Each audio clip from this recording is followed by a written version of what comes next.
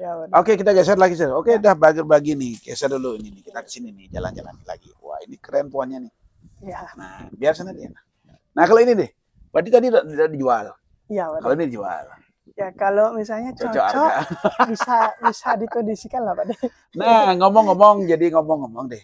Ya. Dari merawat pohon kecil begini. Mm-mm. Dek Dwi punya nilai jual berapa paling mahal sudah? Kalau selama ini sih Pak De ya, Pelihara karena dari nol lah. dari nol, dari bahan sekali Pak De. Ya. Itu jadi gimana ya, prestasi saya untuk sendiri Pak De. Nah, berapa jual pohon? Itu satunya tuh sampai di angka 30 Pak De. Woi, keren. 30 juta? 30 juta. Sukses. Wah, ini berkat Demek juga Pak De. Ini berkat jadi Demek pohon juga. kecil teman-teman sudah laku 30 juta. Dek Dwi sendiri yang jual. Dan pohon ini terlaku juga di Bali ya. Betul, kolektor Bali. Karena histori pohon itu luar biasa juga teman-teman. Itu unik sekali Pak di pohon itu. Jadi yang jelas sudah terbukti pohon mame ya kurang. Mame Pak De. Mame ya, 15 cm, 14 cm. 14,5 Pak De. Laku 30 juta. Itu teman-teman. Belinya berapa dulu? Dulu berapa ya? 300-400 ribu. 300 ribu ya Pak De. 300 ribu. 300 ribu. Jadi dengan waktu? Dengan waktu berapa? 3 tahun ya? 3 tahun proses. Sudah laku 30 juta. Iya. Nah itu nggak main-main teman-teman. Jadi itu langsung disampaikan langsung dari Dewi karena dia yang rawatnya. Ya, dia yang rawatnya, dia yang menjualnya. Nah itu bukan cerita omong kosong. Ya, itu sancang. Sancang ya? Sancang. Tapi targetnya jual mahal nih kan nanti. Iya, targetnya kalau kita semakin mahal kan semakin bagus Pak De. Kalau jual beli kan gitu Pak De. Ya. Nah, kita kembali deh. Ya. Kalau sancang ini kan ada 5 ya. Ya. Untuk jenis daun sama nggak kira-kira? Kalau jenis daun mungkin hampir sama Pak De. Karena kalau saya pribadi lebih condong nyari daun yang lancip. Ini lancip namanya Pak De. Lancip itu gimana? Lancip dia tuh mengerucut dia. Ya. Kalau yang bulat, sepengetahuan saya dulu pernah punya. Kalau kita pruning tuh dia kayak nyatu gitu Pak De. Mungkin ya masing setiap orang kan beda-beda treatment. Kalau saya gitu Pak De, nyatu dia nggak mau lah asik gini nyatu. Untuk kita mecah, untuk nyari awan-awan tuh nggak asik. Ya, gitu. jadi cari yang daunnya lancip. Berarti yang warnanya nggak hitam dong. Mungkin hitam apa-apa. Hitam ya. Ya, hitam ya. Mungkin. Ya, agak hitam-hitam dia. Ya, kan merah dop ya. Dia, Pak ya dop. Nah itu. Karena daunnya itu lebih mengkilap. Dan lebih mekar. Ya. Itu ada tip lagi nih dari Dek Dwi. Kalau saya itu sih Pak De. Nah ini nih, mame apa semua ini? Ini mame Pak De. Mame juga? Ya, mame. Wah. Ini dengan sudah begini harga berapa? Kalau harga, ngomongin harga kita nggak berapa sampai ya, 20 juta ini? Kurang lebih segitu Pak. 20 juta. Ya. Kalau yang beli dikasih? Kalau saat ini sih kayaknya belum dulu Pak De. Nah, karena kalau 25 dikasih? Bisa dipikirkan lagi Pak De. Ini luar biasa nih. Ya. Nah ini pohon kecil yang luar biasa ya sahabat bonsai. Tapi yang jelas pohon ini dirawat, dipelihara Dek Dwi sendiri ya. Ya. Untuk treatment ininya apa? Apa air ini? Kalau air kebetulan di sini saya pakai air sumur Pak De. Air sumur? Ya, kalau di sini mungkin air umumnya tuh Pak De. Ya. Itu kayak mengandung kapur ya Pak De. Itu dipakai? Enggak, saya nggak pakai itu. Saya pakai air sumur. Oh, ya. Gitu. Kalau di sini pakai air PDAM istilahnya. Masuk kapur ya? Kapurnya terlalu tinggi Pak De. Untuk tanaman, tapi kalau untuk kebutuhan sehari-hari bagus. Untuk mandi. Berarti untuk sumur bor nih? Ini bukan sumur apa? Sumur gali. Oh, sumur gali ya dipakai. Sumur gali. Nah, ini airnya pakai sumur gali. Kalau pakai PDAM katanya rusak kapur deh banyak. Iya. Jadi kurang bagus untuk kesehatan pohon.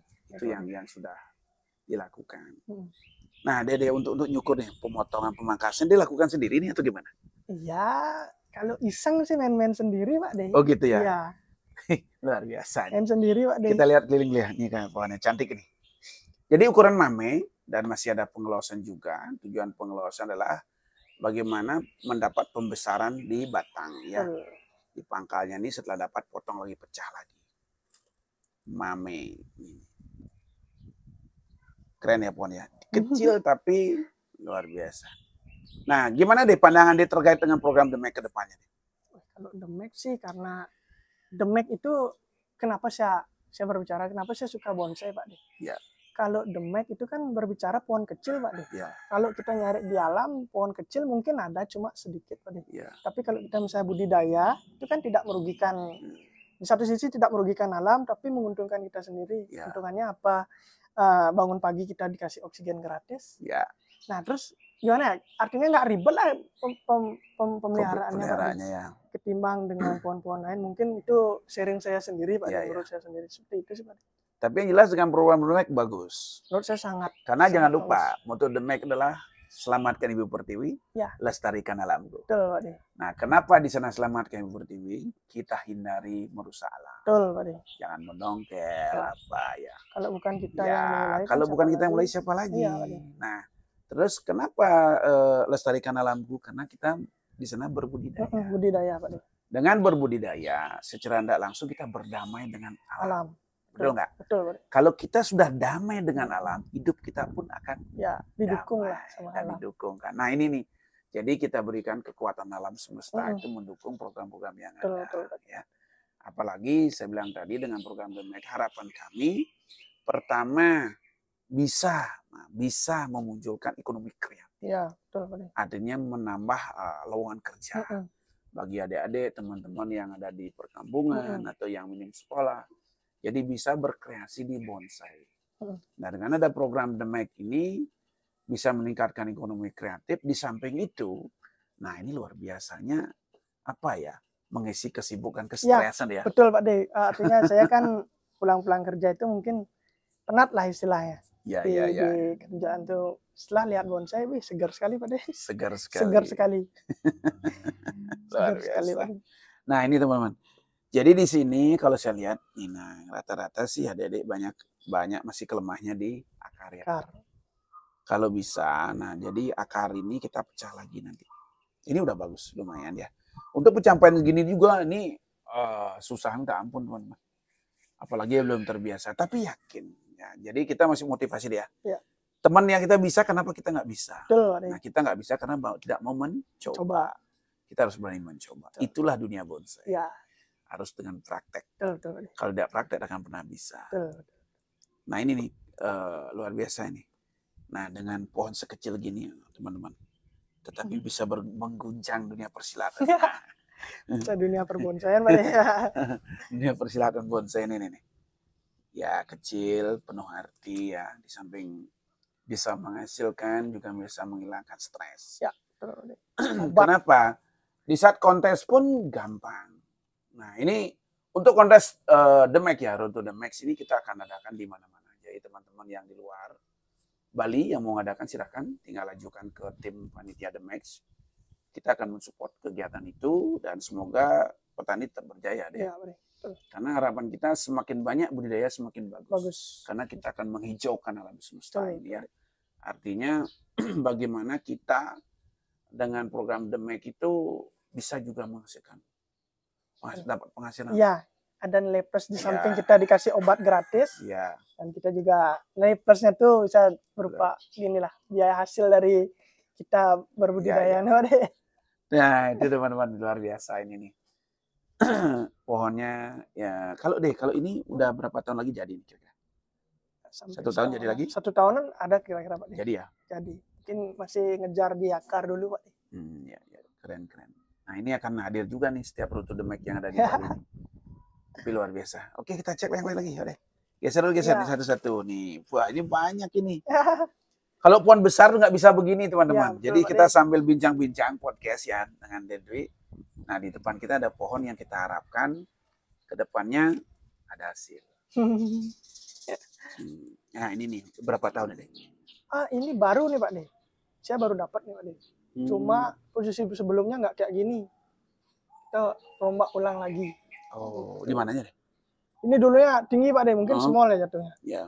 Kita potong, diajar, Hmm. kita ulang kembali. Itu Harapan, asiknya. harapan hasilnya?